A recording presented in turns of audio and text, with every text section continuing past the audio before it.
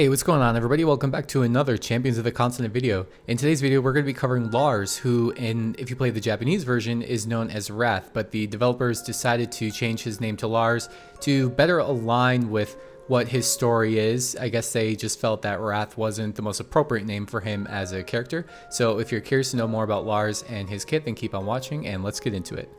Alright, so who is Lars? He is a warrior who has the wind element, and his roles in this game are that he is a sword and wind breaker, and he also has some really awesome AoE sword attacks.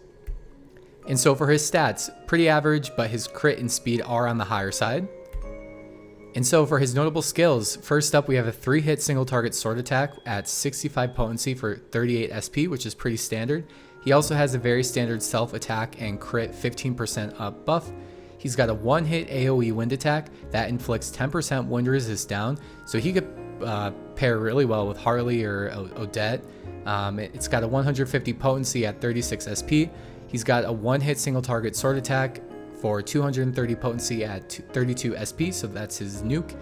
He also has a very interesting ability that is a BP recovery.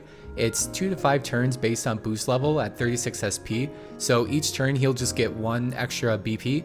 Which can come in handy in those longer fights. He also has a 3-hit AoE sword attack at 80 potency for 68 SP. This is, despite that 68 SP, that is a really good potency for an AoE sword attack, something that we don't really get too often. I think Fior is maybe one of the only ones, but hers is 2 hits. And then he's got the 5-hit random sword attack with 55 potency at 70 SP, so that's going to be really good against single target bosses. And so for his ultimate technique, it's a priority 1-hit single target sword attack, which at level 10 will have 525 potency and inflict 10% defense down.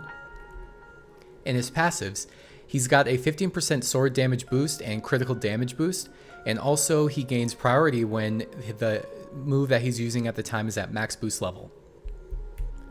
And so for his pros, he's an excellent AoE attacker with high damage output and solid tech with the self buffs, the wind resist down, and the BP recovery. But his cons are that his moves cost a lot of SP and he really doesn't have a lot to begin with. Even though his SP is average for most warriors, his attacks are going to take a lot of SP out of his pool, so you're definitely going to want to make sure that he's got accessories that are giving him SP each turn. So am I going to pull? I'm going to do the discounted banners, but I think he is a must if you need a strong warrior. So if you're lacking Fior, if you're lacking Ulbrich and some of the other warriors, I do think that he would be a must for your team, especially if you're newer to the game. He, is a fan favorite. A lot of people have been looking forward to him. I have as well, but I just don't think he's a must given the characters I already have in my account. And there's a few other warriors that I'm more excited for that I won't spoil, so he will just have to, either I'm going to get lucky pulling for him with the discounted, or I'll just have to get him in the future. So I'm really curious to hear your thoughts. Let me know down in the comments below if you plan on pulling for him, or have you been excited for this. If you're upset about the name change, to be honest, I really don't want to hear about it. The people were being so ridiculous in the tavern talk yesterday.